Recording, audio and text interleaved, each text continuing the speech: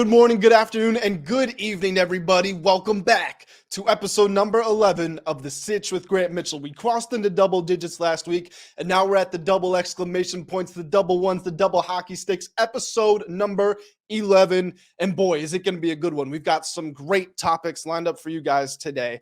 I'm happy to be here back in front of the microphone, as always, on a Monday, but I'm doing it in the evening, just crossed into 7 p.m. Eastern Standard Time. Is it Eastern Standard Time? Is it Eastern Daylight? I don't know. It's Eastern time zone. Just crossed over to 7 p.m. Normally, I record this show in the late morning or just about lunchtime, but had some exciting meetings going on, some behind-the-scenes stuff that I hope to be able to share with you guys very soon. Let's just say if it goes through, then it's going to be a pretty big deal for me and for you guys. But in the meantime, this show is going to be a meantime for all of us, because there's some great stuff going on in the world of sports. It's just an awesome time to be a sports fan. Unfortunately, we're starting to creep into the time where it's not so great, but we're holding on to it while we still can. And one of the things we're holding on to, they just fell into our hands, is a party in the play-in. The NBA play-in tournament is here, and boy, am I excited. If you guys are longtime listeners of the show, then you will know that the NBA is my favorite league. Basketball is my favorite sport to watch, to analyze, and to cover, and most especially to talk about on this show. So we're going to start off, obviously, with the play-in. We know some of the other playoff matchups. We can project and forecast the rest that still have to be decided by the results of the play-in. But we're going to leave that for the next episode of the show when all of that is 100% crystal clear. And we're just going to talk about these play-in games. Now, if you guys don't know, the NBA instituted the play-in tournament a couple of years ago. You have the 7 and the 8 seeds play each other. The winner of that moves on into the playoff bracket as the 7 seed. The loser plays the winner of the 9-10 game, and the winner of that game moves into the playoffs as the 8 seed. So the loser of the 9-10 and then the loser of the 7-8 that loses to the 9-10 winner, those guys are out. Made that way more complicated than I need to. But the first play-in game that we're going to talk about, now it is the later of the two games in Tuesday's play-in games, but it's the more exciting one. It's the one that more people are going to talk about. It's the Los Angeles Lakers versus the Minnesota Timberwolves. Now, Minnesota will be without 2 of their regular starters. One, Rudy Gobert, who punched Kyle Anderson in the chest during the team's final regular season game and has been suspended, isn't even traveling with the team to Los Angeles for the game. And Jaden McDaniels, who punched a wall in frustration in that same last game of the season and fractured his hand. Reports are that he could be out for numerous months, but we all know that he's not going to have a recovery from a broken hand in 2 days. So he is out Tuesday night against the Lakers. 2 massive blows for this team on paper.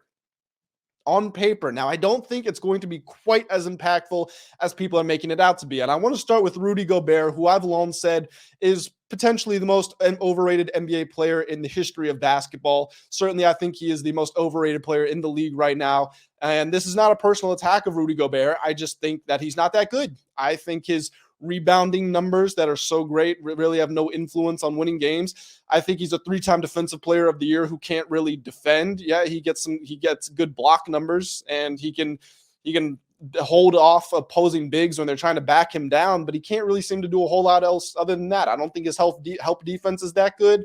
I think the Jazz got away with it because they funneled everything to him, and especially the guards, so he had a severe size advantage. It's kind of like what the Bucks do with Brook Lopez, although Brook Lopez, I think, is more effective in that role.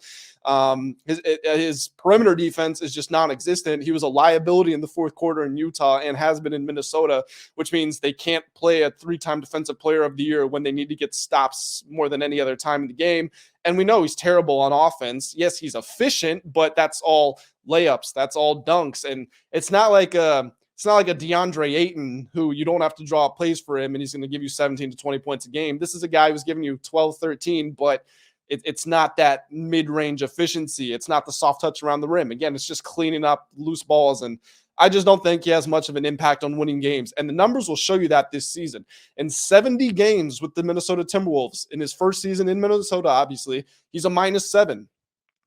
This is a guy you traded 5 players and 4 first-round picks for, and he's a -7 in 70 games for a playoff team.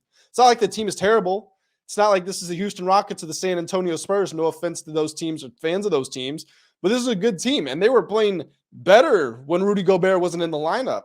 and they were playing pretty well when Karl Anthony Towns was in there. They showed that they have spunk and that they can get stuff done. Now, the team isn't drastically outperforming that when he's not on the court, but over in those 12 games and the 70 games where he hasn't been on the court, they're a +4 without him. So statistically speaking, the team is less likely to win on a possession-to-possession basis than when they have Rudy Gobert on the floor. So I think that just speaks volumes. So that his impact might be somewhat negligible, but where I do think it's going to give a big advantage to the Los Angeles Lakers is that not with Anthony Davis. I don't think AD is necessarily going to shine in this game. I don't think he's going to be bad, but I have more faith in LeBron James. And the reason for that is those driving lanes are going to be open. I know I said Gobert isn't that great of a defender in my eyes. Certainly not a 3-time defensive player of the year when you look at historically who all the defensive players of the year winners are. But he does clog up the lane. He is long. LeBron loves to drive the ball. It's kind of hard to make layups when you've got a 7'2" guy with long arms standing in the paint there. So I think that's going to make a big difference. And then Jaden McDaniels also. McDaniels isn't an all-star by any stretch, but he's a good player for these Timberwolves, and he's given LeBron a bit of trouble in their careers against each other. Now, that sample size is only 7 games, but this season, the Timberwolves and the Lakers split the series 1-1, and in those 7 games against McDaniels, LeBron is averaging 23.3 points. That's well under what he's averaging this season, last season, and for his career. So two big blows from an analytical standpoint when you look at it like that. I already said they split the season series already. The rebounding is also going to be open for Anthony Davis. That's where I think he's going to shine. I wrote an article talking about the best player props for this game earlier, and I saw that you could get Anthony Davis at over 13.5 for +102. Now, again, I'm recording this late Monday night. You guys might be hearing this Tuesday, so those odds could have changed by now, or the line might have changed, as a matter of fact. But AD's been absolutely killing it on the boards. Anthony Davis might be the best rebounder in basketball right now. And we don't talk about that when we talk about him, because we know he has self-admittedly said he hates playing the center position. But last month, the average was at 14.4. In the last 3 months, he's averaged 12.2, I want to say, 13.6 and 14.4 rebounds per game. He's at 12.5 per game on the season. The last time they played the Timberwolves, he gathered 17. Now, he only had 5 in the game before that. But again, Gobert's going to be gone. You've got all these advantages. McDaniels isn't playing, which means another bench player is going to be in the lineup. Bench players filling in for starters usually means more missed shots, which means more rebounds for Anthony Davis. I think this is going to be not a walk in the park, but a comfortable 11 to 12 point victory for the Lakers, who are at home in this game. The other playing game on Tuesday, the Miami Heat versus the Atlanta Hawks. Simply put, Trae Young cannot score the basketball when he plays the Miami Heat. He's averaging 23 points on 40% shooting in regular season games against the Heat. I believe it's 17 regular season games. He also averaged just 15.5 points on 32% field goal shooting in a gentleman's sweep in the first round of the Eastern Conference playoffs last season against the same Miami Heat team. Now, there are also rumors going around that the Hawks front office okayed a trade of Trae Young. So when the offseason comes, they might be looking to move him. I don't know if Trae's seen those rumors, and maybe he's the type of player to use those as motivation, because to his credit, he has stepped up in critical moments. We all think about that series against the New York Knicks where they were shouting F Trae Young, and still do to this day, by the way. Knicks fans, you got to let that go. It's in the past. You're a better team than the Hawks now. You don't need to stoop to that level. But again, last playoffs, he wasn't good. This is his career worst shooting year from the field and from 3. If you take out his rookie year, that's 4 other years. I just don't have a lot of faith in this team, to be completely honest. And I don't also have as much faith as other media members seem to do in the Heat. A lot of people are saying the Heat are just about the scariest 7th seed that you could ever face, and the Boston Celtics should be terrified in the first round. Do I think the Heat are going to roll over? No, I absolutely don't. And I think that they have Jimmy Butler, who significantly raises his play in the postseason. And we saw how good this Heat team can be when it really wants to win, like when it went on the road to beat the Philadelphia 76ers. Tyler Hero, also statistically, one of the top 10 most clutch players in the league. He wasn't even nominated for Clutch Player of the Year voting, but the statistics show that he's been that guy. But with all that being said, Everybody's talking about this turnaround that the Heat have made. They're ready for the postseason. Guys, they're 21st in net rating since the All-Star break. In this great defense, guess what? They're 22nd in defensive rating again since the All-Star break. I think they're going to beat the Hawks because they can get to Trae Young, but I don't think their long-term prospects are that good. I wouldn't be surprised to see the Celtics beat them in 5 or 6 close games, but not a 7-game series. The Chicago Bulls versus the Toronto Raptors. We're getting into the Wednesday games. Now, this, I believe, is going to be a bit of a snooze fest. I don't really care. I think whichever team wins is going to lose in the next round. I really just don't think much of either of these teams. And actually, they would have to beat the Hawks. There's no guarantee they're going to do that either. Neither team is going to do anything in the playoffs, like I just said. The Bulls are 14-9 since the All-Star break, and they're third in net rating since that timeline. So, got to give credit where credit is due. Patrick Beverley was pretty awful on the Lakers, but he's made a good impact on the Bulls. People are saying Alex Caruso is the best perimeter defender in the NBA. Zach LaVine and DeMar DeRozan, they can get it cooking in an instant. Nikola Vucevic has been having some great games lately, but I just don't see them putting anything together for the long run. Fred VanVleet is having a career down year shooting the ball. He's going to need to score to match LaVine and DeRozan. He's got some explosion to his game, but I think the safe bet is going to be the Bulls to win that game. And then the Thunder versus the Pelicans. This is going to be a very fun matchup between a couple of young teams who have had good years. Now, the Pelicans were the number 1 seed in the West at some point. And no, I don't mean one game into the season. I mean a few weeks, months into that season. Zion goes out. Everything falls apart leading up to the All-Star break. And coming out of the All-Star break, sure, they're only right around 500. But they are looking really good as of late. They've won 9 out of their last 12, and they are number 1 in the league in three-point percentage during that same stretch. They're shooting 42.2% from beyond the arc. They're also third in defensive rating since the All-Star break. So that's something to keep an eye on. I think that defensive rating, I know the Oklahoma City Thunder have the best scorer in this game, Shai Gilgeous-Alexander, who's on my All-NBA team selections, by the way. And I know the Thunder hustle super hard. I know that they're a good team. I would love to see the Thunder move on and have a chance to play themselves into the playoffs because I do think they're a resilient group, and I really like the spirit they have about them. Excited to see what they do with Chet Holmgren next year, who, by the way, looks like he's been putting on some muscle. But I think the Pelicans are going to win this game, and I think they're going to move on to play the Timberwolves in the play-in. And with all the problems that the Timberwolves have, Gobert is going to be coming back, but in this matchup against the Pelicans where they have Jonas Valanciunas to match up with him. And again, look at Gobert's net rating, -7 in 70 games. Team is +4 without him. I think that the Pelicans are going to win that game. I think the harder matchup for them is the Thunder. So if they beat the Thunder, they beat the Timberwolves. And I also think the Thunder would beat the Timberwolves if they manage to beat the Pelicans. So I've got the Timberwolves missing the playoffs, the Lakers getting the 7th seed in the West, and then the Pelicans getting the 8th seed. But if they don't get it, the Thunder get it. In the East, I have the Miami Heat getting the 7th seed. And I will say the Chicago Bulls get the 8th seed, which matches them up for a first-round matchup against the Milwaukee Bucks, which they have absolutely no hope of winning. That's what I think of these NBA playoffs so far. Do I think any teams of those play-in teams can make a run? Obviously, my pick is the Los Angeles Lakers because some people are saying the Lakers are the favorite in the West. And I can't remember if I said that on the last show. If I did, I've updated it. I think the Suns are the favorite. But the Lakers are my second in line. I think the Lakers are a scarier prospect for opposing teams than the Golden State Warriors, who are 2-20 on the road against teams 500 or better. I think they're scarier than the Denver Nuggets, who can't play defense. Mike Malone has been calling out for months that I will sign anybody who can play defense. Who else is there? The Sacramento Kings, very good team, very underrated team. I think they could easily go 7 with the Warriors. They might even win that series. They're the better team on paper. I'm holding out for the Warriors simply because of their experience and Sacramento's inexperience. Haven't made the playoffs in 16 years. But would I say the Lakers are more of a favorite to win the title than the Kings? I would. The Clippers, maybe you could have made the case otherwise, but they're most likely going to lose to the Suns in the first round. So yeah, I'm taking the Lakers here. And looking ahead, one team you'll notice I didn't mention, the Memphis Grizzlies. I was and still am high on the Grizzlies as the franchise, but as currently constructed, I think they could be in for a bit of trouble with the Lakers, to be completely honest. And some of this has to do with injuries.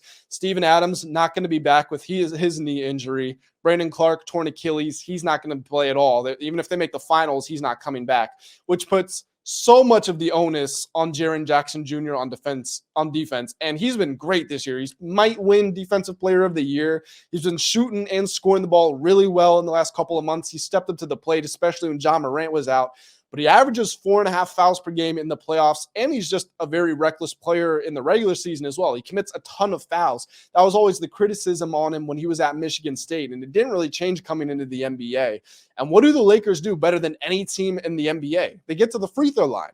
And not only that, they don't foul opposing teams. So Jackson might want to go straight back at Anthony Davis or LeBron James or the newly signed Tristan Thompson if he gets on the court, Mohamed Bamba, whoever it is. Whoever he goes back at, he's probably not going to get fouled. That's also going to keep him out of his rhythm. I think Lakers are going to dominate the interior in that series, and it's going to come down pretty much to can Ja Morant put these huge explosive scoring outings back to back to back to back. Now, he scored 26 in the third quarter of the last game they played against the Lakers, so he can do it. He can do it. Not saying he's not capable. He's just going to have to do it. He's going to have to do it multiple times. But that would be the one team that I would say coming out of the play-in that has a chance to make a deep run in these playoffs, potentially to the championship. But that does it for the party in the play-in. We're going to talk about a couple of individuals, and we'll start off with the NBA before we move over to the gridiron. You can probably guess who we're talking about there. But Rudy Gobert, again, the Minnesota Timberwolves gave a ring. They called up the Utah Jazz and said, hey, we have 5 players and 4 first-round picks that we're not particularly interested in. How about you guys? And they said, you know what? We would absolutely love to take them off your hands. Why don't you take this 3-time Defensive Player of the Year who clearly, easily averages a double-double in the prime of his career? No, you guys can have him. We want nothing to do with him. How's that working out for you, Timberwolves? Again, you're the 8th seed. You're in the play-in. And it's not like a Lakers team that I was just praising who completely changed their fortunes. Best record in the Western Conference since the trade deadline. Timberwolves have been just about 500 pretty much all year. They've been worse with Gobert on the court than they have with him off of it. And now he's punching teammates. Now, I don't know if the reported conversations between Kyle Anderson and Rudy Gobert are true. I'm not one to doubt Woj, but I wasn't there, so I can't 100% say it's true. But if what Woj reported is accurate, then if I'm Gobert, I absolutely have a problem. I mean, you can't say those things to me as a man. I've got no problem with it getting confrontational. But to punch a teammate in full view of everyone on TV, it's first of all, it's just a terrible look. Second of all, it invalidates the decision to bring you over because you were already on thin ice. And now you're going to be suspended for a best of 1 to get into the playoffs. And third of all, now you can't even travel with the team. Where's the camaraderie? His statement he released, his apology on social media, it wasn't that great. And apparently he apologized in the team group chat. I don't know if he sat down with Kyle Anderson and hashed it out with him, or he sat down with the coach, or he talked to the other star players on the team, Towns and Edwards. But it's just proving to be a worse and worse decision every day, every passing day that goes by. I couldn't believe that they made that trade run happen. And looking back at it, I still can't imagine it because it just gets worse and worse. The Baltimore Ravens get a boost with Lamar Jackson. This is what I was talking about when I said we were going over to the gridiron. And you can probably guess what we're talking about because it's the talk of the town. Now, they got a boost because the Ravens signed Odell Beckham Jr. to a 1-year deal for, you ready for this? $15 million guaranteed up to $18 million. And I got to stop right there because, whoa. I know the Ravens have been accused of not signing wide receivers for Lamar to throw the ball to. And I don't really have a problem with them signing Odell. But was this the market for Odell? Or did the Ravens just grossly overpay? Did they just take a blind shot at the dart at what they thought he was fielding and said, we're going to give you 15 guaranteed up to 18? Because that's a lot of money. There were only 3 players in the NFL last year, aged 31 or older, that caught more than 400 receiving yards. Are you bringing Odell in to be your number 1? Because if he's your number 1, giving you if he's one of the aberrations and his target mark is 400 yards, we've got a problem. Is he going to be your number 2 to Bateman? If that's the case, then he's actually probably your number 3 because Mark Andrews is the number 1 guy there, especially in the red zone. So is Odell your number 3 option in the passing game? And you're giving him $15 million a year up to 18? That just seems like wild roster management, wild mismanagement from the front office. And I think the Ravens front office is exceptional. So I don't really love saying this. Of course, I don't really love what's gone on with the Lamar situation. But other than that, I think they've done a great job constructing their rosters over the years. But this just seems like way too much. And I still don't know if Lamar's going back. I know he and Odell went to live together. I mean, if you're in Miami, what else are you going to do when you're rich and famous, right? I've been to live once. I'm not rich and famous. I would go back if I was regularly. So can't blame them for going. But I still don't understand what the Ravens are doing with Lamar, and I don't understand what Lamar is doing with the Ravens. The relationship seems fractured to me. I know signing Odell is this shiny new toy, or maybe it's a dull toy. No offense to Odell, but he's had 2 ACL reconstructions in the past few years. His last healthy year, he caught 73 passes for 1,035 yards and 4 touchdowns, but that was in 2019. What's he going to give you going into 2024? I don't like it. I like Odell. I want him to succeed. I think he's been hard done by all these problems that he's run into, with the style clash and everything that was going on with Baker, and his father's tweeting about the team when he's on the Browns, obviously. And then he's got the injuries. Looks like he might win Super Bowl MVP, has those 2 catches for 40-something yards and a touchdown in the first quarter of the Super Bowl, and then bam, torn ACL again. Feel bad for him. But the expectations that come with this contract and where he's at in his career, I just don't think he's going to be able to live up to it, which is really sad because I wanted the best for him. MLB Mitchell. Guys, you're not going to hear me talk about baseball an awful lot. I'm just going to be quite honest with you. I would rather talk about basketball. I would rather talk about football. I would rather talk about soccer, World Cup, European soccer, Champions League. Not the MLS. Sorry. Don't get me into that. And I'm from America, obviously. But no. We're talking about the good stuff.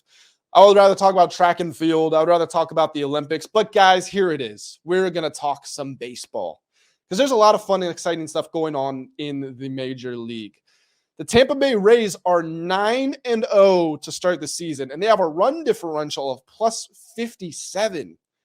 Now, do the math yourself. You can figure out how much that means they're outscoring opponents per game. But this is a team that is the 3rd lowest payroll in the league. So, talking about organizational success, like I just was with the Ravens, the Rays, they've been really good the past couple of years. Really good. And now they're flawless. They're undefeated. Now, they haven't played the toughest competition so far. They played the Nationals. They played the Tigers. They played the Athletics. What did we really learn from that? I mean, it's hard to go 9-0 in baseball because everything is so day-to-day. The 162-game season gives you a big sample size so you can average things out. But every day-to-day scenario feels so different just because there's so many games. But it's hard to go 9-0, so credit to them. They're playing the Boston Red Sox in a series. That series starts the night that I am recording this Monday. So we're going to learn more about them in that series because the Red Sox are hitting the hell out of the ball, even if they've been quiet their last couple of outings. Randy Arozarena has been great for this team, but Wander Franco is the talk of the town. He's hitting 351 at the plate, and he's got 4 home runs in those 9 games. Now, if he keeps that up, boy, are they really going to be in business because Wander Franco has been this amazing, highly touted, highly talented prospect before he even stepped onto a major league diamond. But especially when he got into the league, he's been putting everybody on notice. But he's adding that power to his game that was the missing element. We saw glimpses of it last year. Now, granted, this guy is only 22 years old. He still doesn't really have his man body, especially not compared to these other 20, 30, even 40-year-olds that he's facing. But as he gets older, as he keeps being in the weight room, as he gets stronger, if he can keep hitting the ball consistently like he is, and he adds that power element to his game, this is a perennial MVP candidate. He already is. But you might as well just give him the award if he's able to hit 40, 50 home runs every year. Drew Rasmussen, Shane McClanahan, Jeffrey Springs, they have been lights out on the mound. 2 of them have not given up an earned run, and the 3 of them combined have an ERA of .47.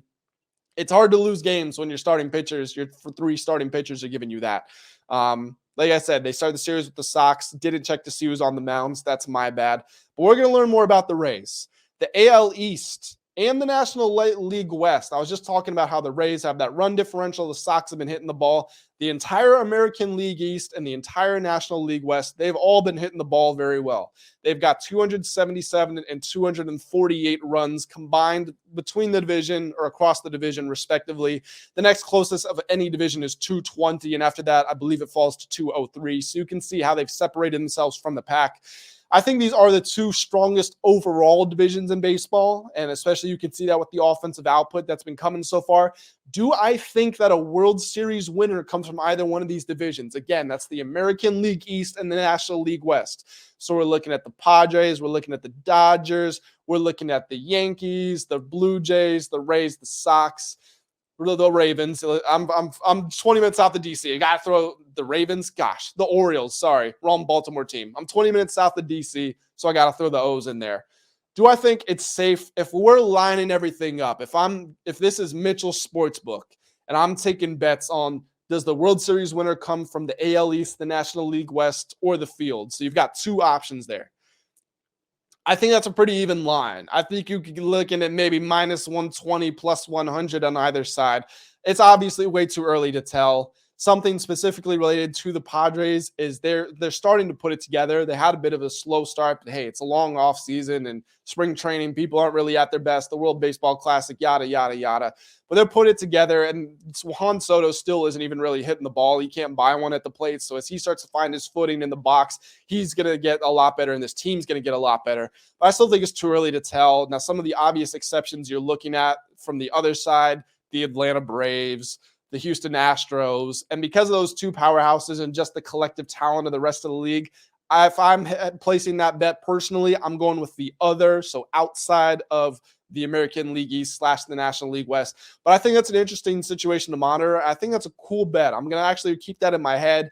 And if you guys want to check out Ride the Line, co-hosted by myself and Tanner Kern, who handles social media content for DraftKings. He's a contributor at Forbes Betting. He does TV work for VSiN. He's a very intelligent guy. We co-host a podcast, Ride the Line by WSN. You can find it on YouTube, Apple Podcast, and Spotify. We record tomorrow, so I'm going to bring that up to him, and you guys should stay tuned to see what his reaction to it is. And the last baseball story that I want to talk about, the Milwaukee Brewers are continuing. I don't know if it's fair to call a come up because they've been a good team in the last few years. They've been a very good team. Granted, they don't play in the toughest division in the Central, but they're still a good team. And it looks like they might be even better this year. Now, you might think that's a little strange because they got rid of some of the vets and they brought in those young guys, but they've really galvanized them. They've brought a new team, a new spirit, a new swagger to the team. It's something that's translating onto the diamond. You can feel it with the cheesehead celebrations and how just loud and raucous, but in a good way that they are. They have a starting pitching. The starting pitching rotation, by the way, it's impossible to be bad when this is your starting four pitchers. Brandon Woodruff, Freddie Peralta, Corbin Burns, Eric Lauer. Like, that team is destined to be good. But now you're getting that energy again inside of the box and on offense and on defense too. You're putting that all together, and it's really exciting to see it. I think this team, if they keep playing at this rate and they also improve at the rate I'm expecting them to because of those young guys and the guys they can bring off of the bench as well, I think that they can become even better. And I think that they're one of those teams. I was talking about the Braves and the Astros being the outliers and the which one you got bet. But the Brewers can absolutely be a problem for some of these teams too. You know, again, we're going to keep it in the National League. So we talk about the Dodgers or the Padres. If they run into the Brewers, could it be a problem for them? They've got such strong pitching and they've also got this youthful energy about them that, yeah, I think it could. Now, that's so many months away. Injuries can happen. Players can go through slumps or they can get on hot streaks. We just got to see what happens. But something to be looking at as we're going ahead. And guys, we are just about at the 30-minute timestamp, which means we're about to wrap this thing up. Now, before we go, first thing I want you to do, hit the subscribe button.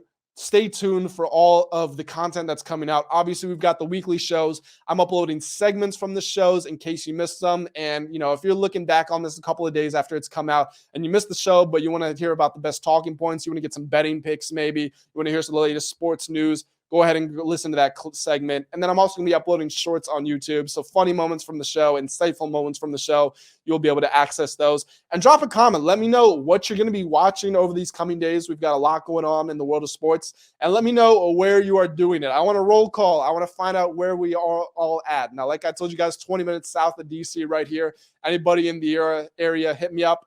Anybody listening across the country, in another continent, that would be awesome. Let me know. I want to be worldwide. So again, just let me know where you're all at. Thank you all so much for tuning in to episode number 11 of the Sitch with Grant Mitchell. We kept it snappy, right on that 30-minute timestamp, but we talked about a lot. Really appreciate you guys tuning in, just as always. And I look forward to seeing you on the next show. But for now, go out, have a great day, be the best version of yourselves, and I will talk to you soon.